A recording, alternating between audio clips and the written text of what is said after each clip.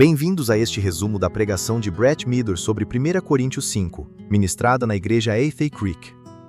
Brett começa classificando a igreja de Corinto como uma bagunça, com uma nota péssima, dividida, desgraçada e perturbada, especialmente por questões de sexualidade que eles questionaram em uma carta a Paulo. Ele agradece a essa igreja problemática por forçar Paulo a definir o que é certo e errado, delineando a disciplina eclesial. Aqui surge uma distinção crucial. O termo grego para surpreendido pelo pecado em Gálatas 6:1, onde Paulo fala de restaurar com brandura quem é pego de surpresa, considerando nossa própria fraqueza, é diferente de praticar pecado de forma deliberada, orgulhosa e com prazer malicioso.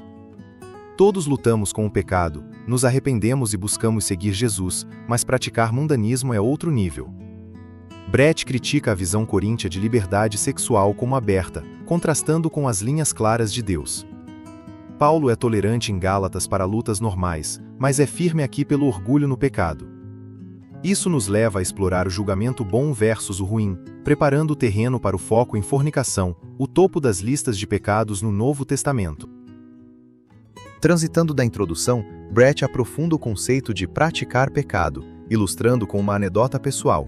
Como criança, ele praticava beisebol sozinho no pasto, tentando melhorar, assim a praticar o pecado, buscando se aprimorar nele, como em pecados secretos como pornografia ou contas alternativas no Instagram para conteúdo pecaminoso, que Satanás usa para envergonhar e manter ocultos. Ele explica que listas bíblicas, como em Gálatas 5:19 e 21, listam pecados como imoralidade sexual, porneia em grego, significando qualquer sexo fora do casamento, impureza, invejas e bebedices, alertando que quem pratica, tempo presente ativo no grego, indicando continuidade deliberada, não herdará o reino de Deus. Similar em 1 Coríntios 6:9 a 10 e Colossenses 3:5 a 6. Brett questiona por que pastores focam em homossexualidade, porque a cultura celebra paradas de orgulho, enquanto rejeita outros da lista, como parada de bêbados ou irados. Todos da lista impedem herdar-se praticados com orgulho. Atribui inclinações à natureza caída desde Gênesis 3, não à fiação de Deus, como Deus me fez. Paulo admite luta em Romanos 7, chamando-se chefe dos pecadores, mas o problema é prática arrogante, sem desejo de liberdade, como em Romanos 1:32, onde aprovar pecadores é perigoso. Igrejas modernas evitam falar de pecado, perdendo o evangelho completo. Isso nos leva à análise verso por verso, começando com o caso escandaloso em Corinto. Seguindo a discussão sobre prática de pecado, Brett mergulha no verso por verso, começando com 1 Coríntios 5 verso 1, onde Paulo relata a fornicação comum na igreja, porneia em grego, termo que originalmente significava adultério e prostituição, mas no NT se expande para qualquer atividade sexual ilícita fora do casamento, a fronteira clara de Deus. O caso é chocante. Um homem com a esposa do pai, provavelmente madrasta, considerado incesto e proibido até pela lei romana e judaica, como em Levítico 18, Deuteronômio 22:30 e 27:20. Brett cita o escritor romano Cícero, que chamou isso de crime incrível e inédito, destacando que mesmo gentios pagãos viam como repulsivo, mas a igreja de Corinto aceitava, mostrando o declínio moral pior que o mundo secular. Isso ilustra como a igreja permitia comportamentos que envergonhariam o exterior, contrastando com o chamado à pureza. Essa aceitação leva ao orgulho inchado no verso seguinte, onde Brett enfatiza a necessidade de luto pelo pecado, em vez de celebração, preparando-nos para explorar as consequências e a disciplina necessária. Conectando ao escândalo do verso 1, Brett aborda 1 Coríntios 5:2, onde Paulo critica a igreja por estar inchada de orgulho, um termo que evoca inchaço como fermento, símbolo bíblico de pecado que contamina tudo, em vez de se entristecer e remover o pecador. O raciocínio é claro. Em vez de celebrar liberdade, a igreja deve lamentar o pecado flagrante, visando restauração. Brett enfatiza que isso não é julgamento condenatório, mas identificação de frutos ruins, como em Mateus 7:16. Essa falta de luto reflete uma igreja poluída, pior que o mundo, e prepara o terreno para a disciplina.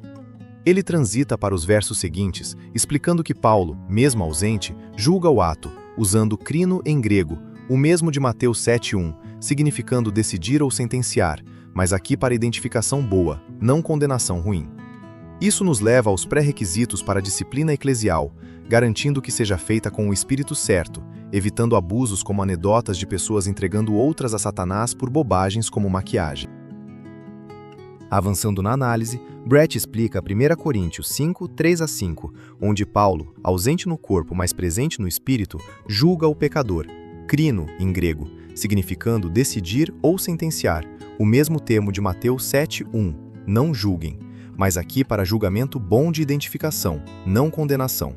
Ele lista 4 pré-requisitos para a disciplina, no nome de Jesus, alinhado à sua natureza, reunidos como liderança, com espírito de angústia, não condenação, como em 2 Coríntios 2:4, e com poder de Cristo.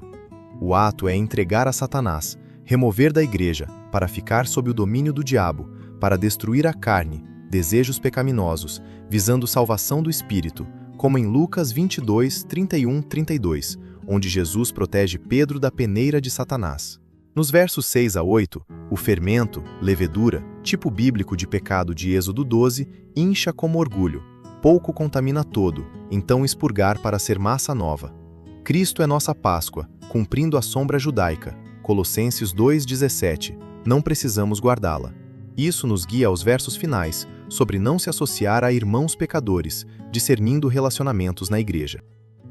Continuando a linha de expurgação, Brett cobre 1 Coríntios 5, 9-13, onde Paulo refere uma epístola anterior, perdida, para não se associar a fornicadores, mas esclarece: não totalmente com os do mundo, senão teríamos de sair da terra, reconhecendo que pecadores estão em todo lugar, como Jesus, amigo de publicanos em Lucas 7,34, sem pecar. O foco é não manter companhia com irmão, cristão professo, que pratica pecados como fornicação, avareza ou idolatria. Nem comer com ele, discernindo se busca arrependimento ou arrasta outros. Brett aplica: separe amizades tóxicas. Na igreja, confronte pecados abertos, como adultério exibido. Igreja como família corrige internamente, Deus julga os de fora.